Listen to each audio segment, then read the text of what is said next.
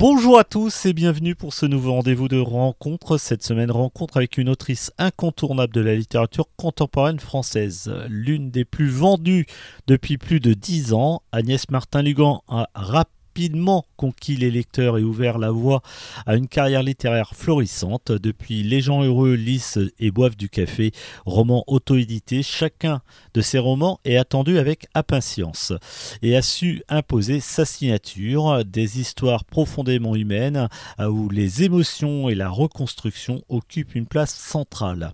C'est sur ce parcours exceptionnel et sur son dernier livre Les Renaissances, édité chez Michel Lafon, que nous allons à la rencontre. Bonjour Agnès.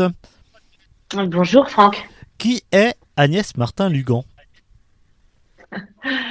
Qui est Agnès Martin-Lugan? Agnès Martin-Lugan, donc je parle de moi à la troisième personne. Je suis une femme d'un peu plus de 45 ans, mariée, mère de 2 enfants. Et, euh, euh, et je suis née à Saint-Malo, j'y ai grandi et je suis revenue y vivre il y a maintenant presque 6 ans. J'écris depuis une douzaine d'années maintenant, Mmh. puisque voilà, les gens heureux, lisent et boivent du café, fêtent leurs 12 ans cette année. Et, euh, euh, et voilà, en gros, pour la première petite présentation. Qu'a été l'univers culturel adolescente d'Agnès Martin-Lugan, enfin, ou d'Agnès Martin, je ne sais plus le nom de jeune fille. C'est Lugan, le nom de C'est jeune fille. Lugan, voilà, j'avais une Euh, chance sur deux. quel, quel était mon univers culturel? Comment dire? J'ai toujours beaucoup écouté de musique. En fait, moi, je crois que quand j'étais adolescente, ma culture de l'époque se résumait un peu à la musique. Déjà, j'en ai Mhm. jamais fait de musique, mais j'en ai toujours beaucoup écouté. Donc forcément, donc là, on remonte à la fin des années 90, hein, enfin oui 90 et 97. Donc voilà, moi j'étais dans de la pop rock anglaise, voilà, toute l'explosion des Cranberries, d'Oasis, de Blur, Blur, Oasis. et exactement, oui, beaucoup les Cranberries, évidemment, Mhm. U2. J'étais vraiment dans cet univers musical-là, à cette période de ma vie, et il en reste des traces parce que c'est toujours des artistes que j'écoute. Oui, ouais, on reste fidèle en général en musique. C'est rare qu'on oublie les artistes qui nous ont bercés et accompagnés. Oui, il y a un effet Madeleine de Proust, hein, Mhm. quand même. Alors, on Ouais. les écoute pas tout le temps, on les écoute pas aussi souvent que quand on avait 15 16 ans et qu'on était au lycée. Mais n'empêche qu'il y a toujours quelque chose qui vibre quand Mhm. on recroise tel ou tel morceau. On va revenir sur la musique un peu plus tard parce que c'est essentiel dans l'écriture d'Agnès Martin-Lugan, hein, la musique. Oui. C'est chacun, enfin Alors, voilà. je sais pas, chaque scène a son morceau qui lui est dédié, hein, Ça, ouais, ça chaque j'anticipe livre un a petit une peu, mais playlist attribuée et atypique oui. en plus. Et tant que je ne trouve pas le bon morceau qui peut m'accompagner pour écrire, Mhm. ben, je n'arrive pas à écrire, en fait. Je brouillonne dans ma tête, mais ça peut durer des heures ou des jours avant que je trouve le bon morceau. Ah, c'est à ce point quand même, incroyable. Ouais, ah oui, tout à fait, oui. Euh, à quel moment l'écriture quand même s'est révélée? Vous venez de dire que c'était il y a une dizaine, enfin 12 ans Alors, mais oui, j'imagine que vous avez mon écrit déjà un petit peu avant, quoi. Vous aviez commencé un petit peu Alors, avant. en fait, oui. Non, non, mon premier roman, effectivement, est sorti il y a 12 ans. Après, moi, l'écriture, le plaisir de l'écriture, je l'ai découvert à la fin de mes études de psychologie, puisque à Mhm. l'origine, je suis psychologue clinicienne. Quand en maîtrise, enfin, c'est comme ça qu'on appelait ça à l'époque, donc la quatrième année, il fallait écrire un premier mémoire. Et donc cette année-là, pendant l'écriture de ce mémoire, j'ai découvert l'écriture véritablement.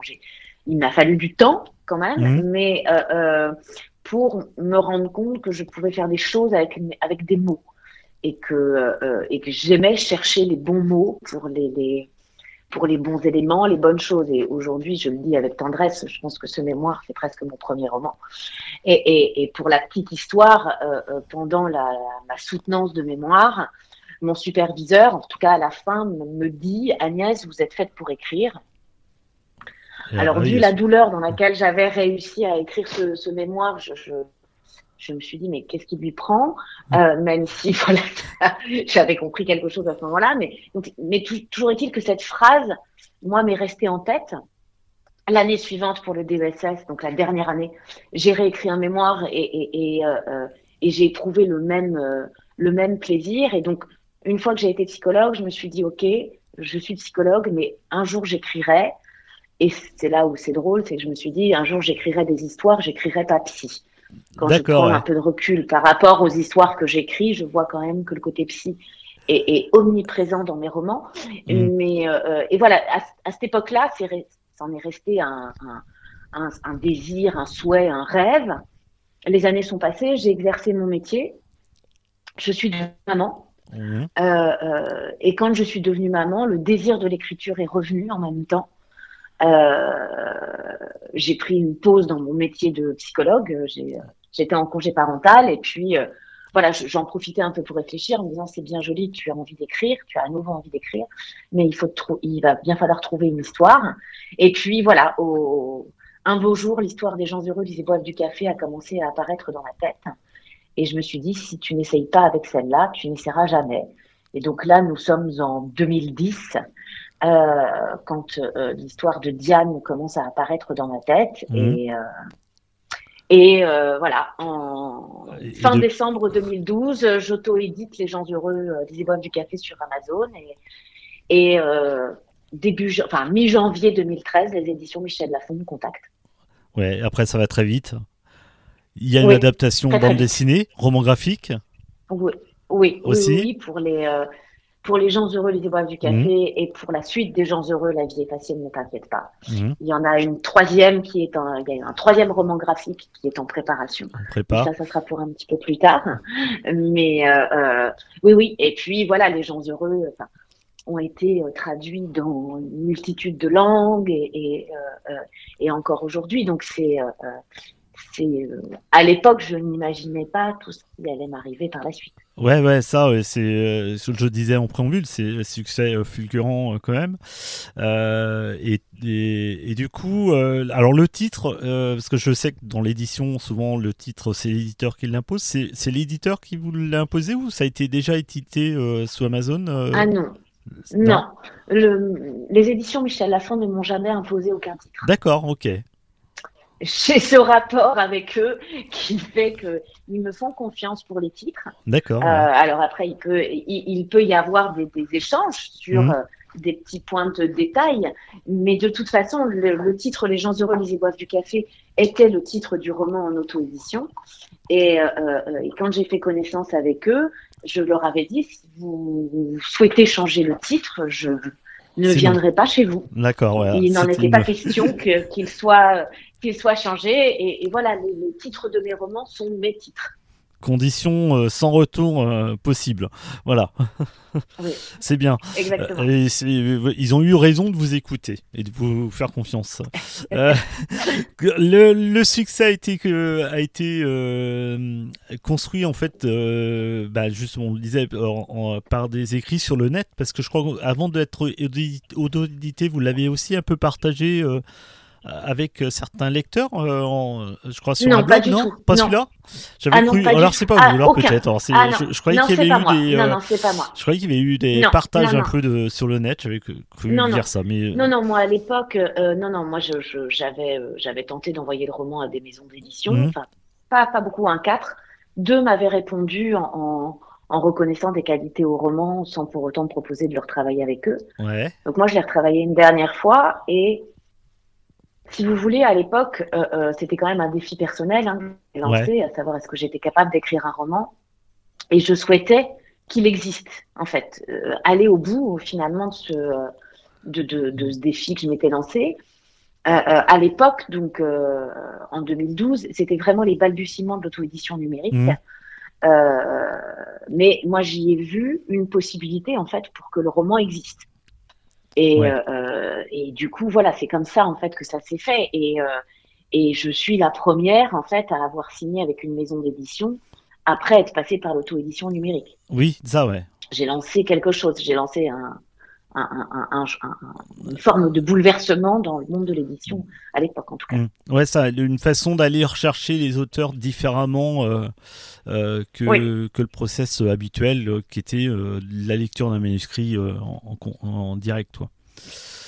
Oui.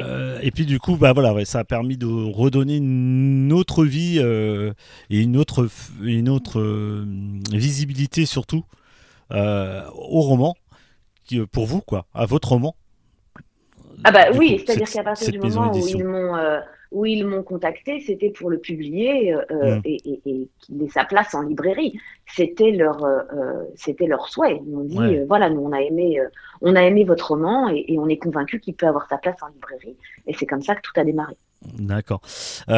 Du coup, comment vous voyez par exemple l'arrivée de l'intelligence artificielle justement, est-ce que ça peut être un outil intéressant pour les futurs auteurs, autrices qui se lancent à l'heure actuelle là ? Ou alors, qui sont déjà non, pour moi c'est pas un outil pour écrire. C'est un outil pour tout un tas d'autres choses. On ne peut pas être contre d'une manière manichéenne. Ouais. En revanche, le sel de l'écriture et de la création artistique, d'une manière générale, quel que soit l'art dont il est question, que ce soit la littérature, la musique, la peinture, la sculpture, le cinéma, enfin tout ce que vous voulez, dans les arts, c'est le sel de notre humanité, de nos sentiments, de nos émotions, de ce qui nous fait hommes et femmes. Donc, pour moi, on n'écrit pas un livre, on n'écrit pas un roman avec l'intelligence artificielle, puisque pour moi, on doit aller puiser au cœur de ce que nous sommes, au cœur de nos émotions pour écrire. En revanche, l'intelligence artificielle est un outil sur lequel il faut se renseigner, dont il faut certainement apprendre à utiliser d'une manière ou d'une autre. En revanche, pas pour la création artistique. Pas pour l'écriture en propre en elle-même. Ah bah non. On entend bien. D'accord. Avant de parler donc l'ensemble de les Renaissances, nous allons écouter Solane, révélation féminine aux dernières victoires de la musique, avec son titre Les Ogres.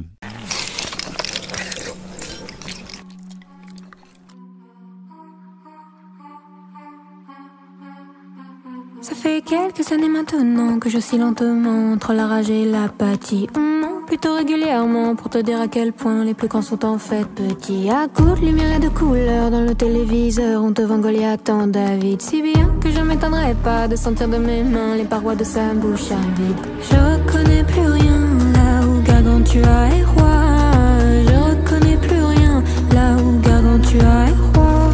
Et rien ne va depuis que les ogres ont mangé le monde. Moi je voulais même pas changer le monde, mais on me l'arrache d'entre les bras. Et rien ne va depuis que les ogres ont mangé le monde. Moi je voulais même pas changer le monde, mais on me l'arrache d'entre les bras. Ils verront comme la dégringolade est belle, bien assis tout en haut de la tour de Babel. Et je me souhaite d'y mettre le feu, quitte à finir dans les flammes, autant le faire avec eux. C'est pas une question de fin l'amour, pas la guerre. Ils ont vendu les deux, ils ont vendu les deux. Ni même de croire en un ciel moins amer. Ils ont vendu les dieux, ils ont vendu les dieux. Je reconnais plus rien là où Gargantua est roi. Je reconnais plus rien là où Gargantua est roi. Et rien ne va depuis que les ogres ont mangé le monde. Moi je voulais même pas changer le monde, mais on me l'arrache d'entre les bras. Et rien ne va depuis que les ogres ont mangé le monde. Moi je voulais même pas changer le monde, mais on me l'arrache d'entre les bras.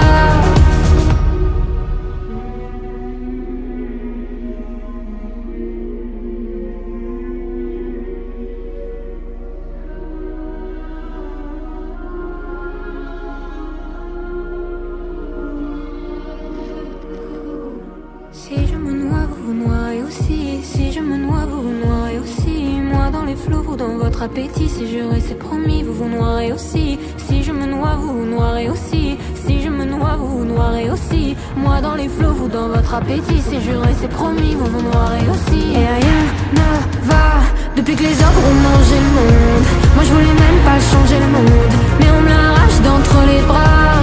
Et rien ne va depuis que les ogres ont mangé le monde. Moi je voulais même pas changer le monde, mais on me l'arrache d'entre les bras. Et rien ne va depuis que les ogres ont mangé le monde. Moi je voulais même pas changer le monde, mais on me l'arrache d'entre les bras. Et rien ne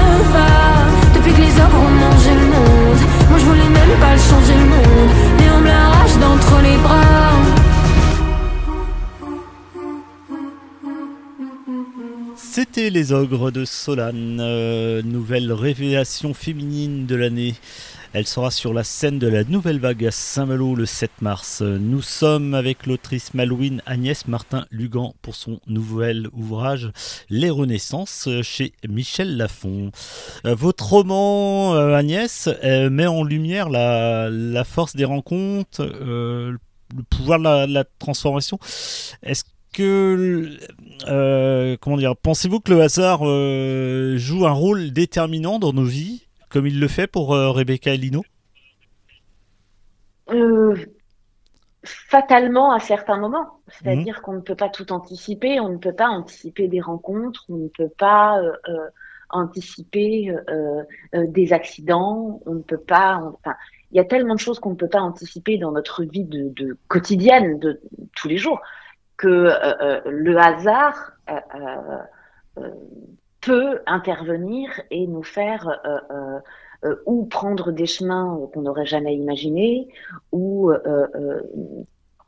découvrir quelque chose de nous-mêmes qui n'était pas prévu, ou en tout cas pas à ce moment-là. Donc oui, on ne peut pas être dans la maîtrise de tout.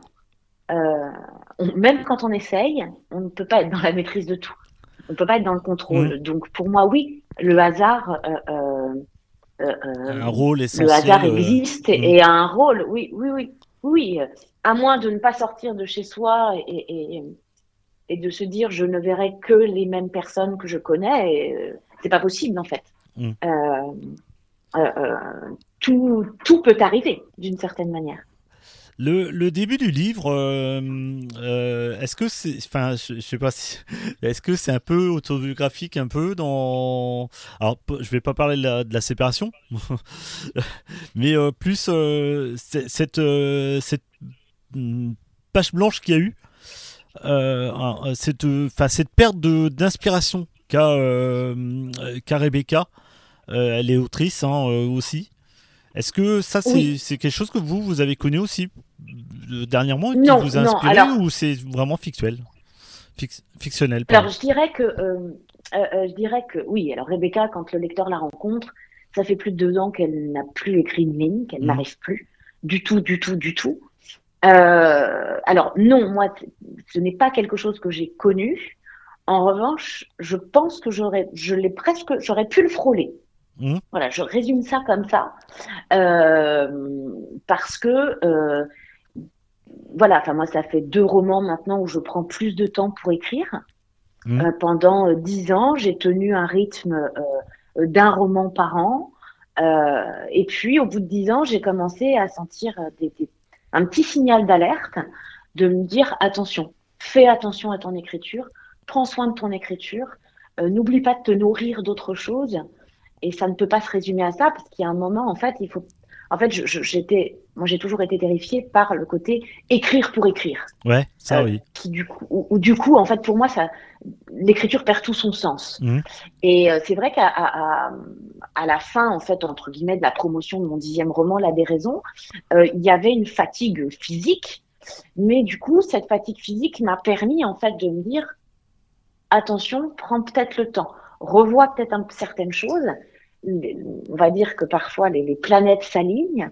Le roman qui se présentait à moi à cette époque-là, donc L'Homme des 1000 détours, qui était vraiment en tout début de gestation, est un roman qui m'a tout de suite fait comprendre que j'allais avoir besoin de plus de temps que d'habitude.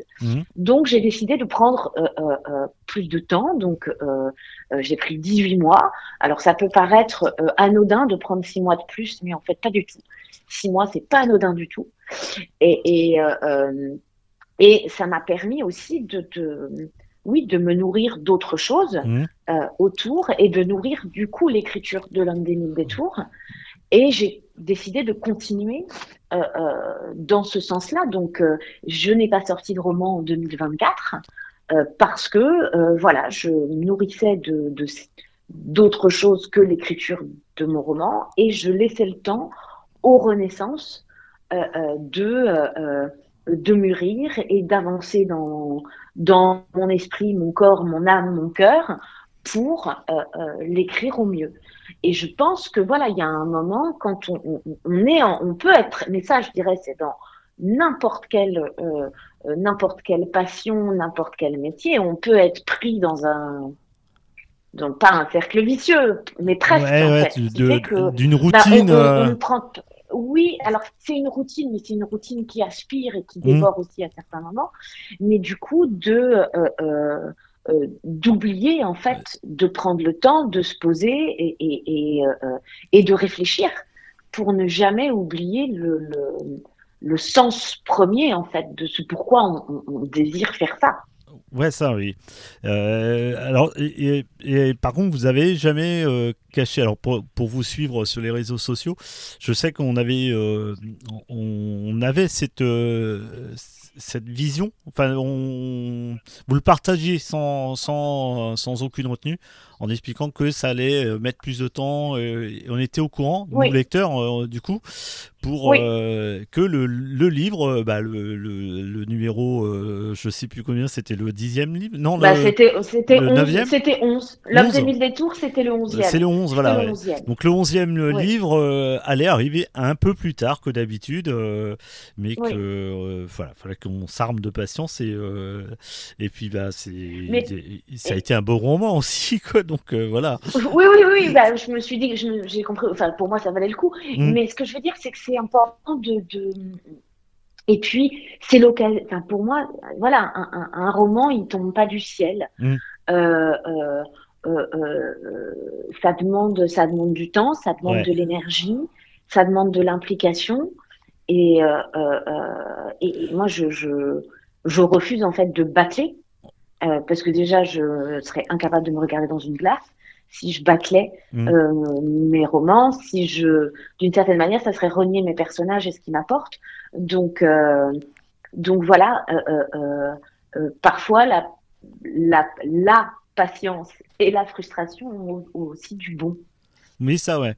Et en même temps, ça a permis aussi, vous faites partie de ces auteurs qui aussi vont chercher à découvrir ce qu'ils vont parler dans le livre. Je parle entre autres là la plongée sous-marine. Vous en Oui, avez oui, fait. oui. Voilà, Oui, c'est j'ai pas un secret essayé. Oui, puisque c'est oui. sur les réseaux, c'est partagé sur les réseaux. Donc, par exemple pour l'homme au mille détours, voilà, vous avez découvert la plongée sous-marine.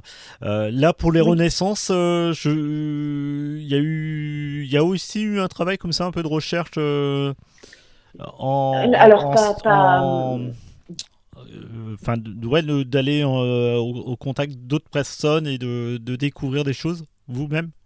non, alors, j'ai fait des recherches, mais vraiment par moi-même, Ouais. sans rencontrer de personnes autour de la restauration de mobilier d'art ancien Mhm. par rapport au personnage de Lino.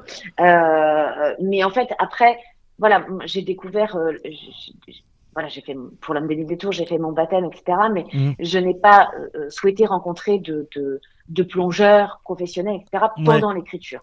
De Mhm. la même manière, par rapport au personnage de Lino et son métier de restaurateur du mobilier d'art ancien, je n'ai pas souhaité en rencontrer parce que je ne veux pas je ne veux pas que ça se percute entre les histoires D'accord. personnelles des personnes que je pourrais rencontrer et moi ce que, ce qui me laisse enfin, ce que j'ai besoin encore de découvrir sur les personnages de mes romans.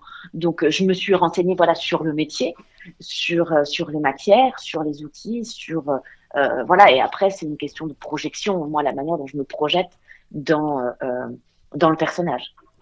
Et ouais, et puis bah, du coup voilà, ouais, après c'est plus votre ancien métier qui vous permet de construire ces personnages, j'imagine plutôt, et du coup Oui, l'histoire, alors, la partie, enfin la psychologie quoi. Du coup. oui, bah, alors après, en fait, je ne peux pas me refaire. Je suis Ouais. psychologue et même si je ne pratique plus mon métier, ça fait partie de moi. Et puis, c'est ce qui me passionne, en fait, Mm. les mécanismes psychiques, les réactions, des êtres humains, le pourquoi du comment, pourquoi on aime, pourquoi on réagit de cette manière, pourquoi on est en colère, pourquoi on ressent de la violence et tout un tas d'autres sentiments. Moi, c'est ce qui me passionne au plus profond de moi et c'est ce que je cherche en fait à comprendre avec mes personnages. Alors, je le dis avec humour, mais c'est la vérité. En fait, je ne suis pas la psychologue de mes personnages. Non. Non, parce que je suis tellement en fusion avec eux que je découvre au fur et à mesure, d'une manière parallèle en fait, à leur cheminement, ce qu'ils vivent et ce qu'ils traversent et leur évolution. Il y a trop d'intime entre vous et les personnages du coup. Ça. Oui, complètement. Il y a une telle fusion, un tel collage. Enfin, moi, je m'oublie à leur profit, mais voilà, je chemine en même temps qu'eux à travers leur histoire. D'accord. Ouais. En revanche, voilà, moi, ce que j'aime écrire, c'est ce qui se passe à l'intérieur d'eux. Donc, c'est là, en fait, où mon premier métier s'exprime et par rapport aussi aux thématiques que j'aime explorer. Eh ben, merci beaucoup, Agnès. On arrive déjà sur la fin de cette interview. Ça va vite, hein. Merci à vous. Ça passe vite. On pourrait continuer à parler pendant des heures d'ailleurs de tout votre travail. Il faudrait qu'on y songe peut-être un jour. Faire une longue émission et retracer un peu de l'ensemble de votre œuvre. Déjà, on peut parler parce que 13 livres, non 12 livres. 12 livres, 13, 14 avec les adaptations. Ça commence déjà à être une œuvre, hein, on peut dire clairement. Oui. On va se quitter avec un petit portrait chinois culturel. Alors on va pas, pas la peine de stresser ni rien. Faire le choix le plus simple. Au niveau littérature, qu'est-ce qui vous a inspiré ou y a-t-il un auteur, une autrice ou un livre particulier qui est votre Madeleine de Proust? Alors oui, c'est en fait plus que de l'inspiration. Moi, c'est le livre que j'emporterai sur une île déserte. Ça va plaire aux Malouins parce que c'est ces messieurs de Saint-Malo. Ah bah oui. Tout simplement. Ça c'est clair. Mais vous êtes Malouine, donc c'est normal là. Hein. Voilà.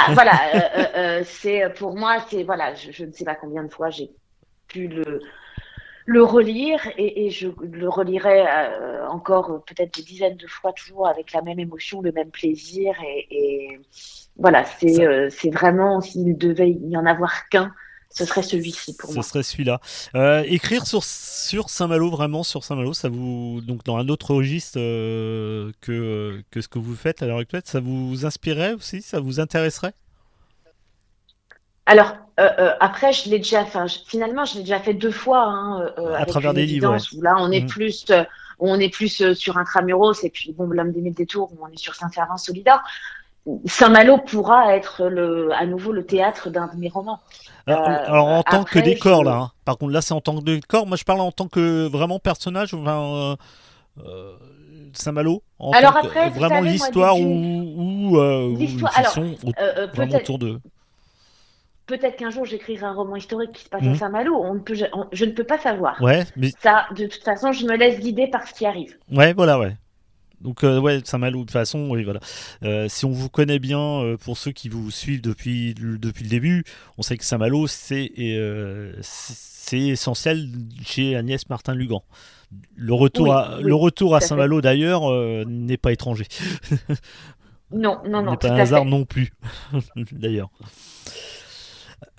Quel film? On va passer maintenant au cinéma. Film, cinéaste, acteur ou actrice qui est pareil, qui est la Madeleine de Proust, qui pourrait vous accompagner aussi peut-être sur une île déserte ou pas. Voilà, même si c'est plus difficile à emmener un film. Oui. Alors là, voilà, exemple typique, il me faudrait 4 heures pour répondre.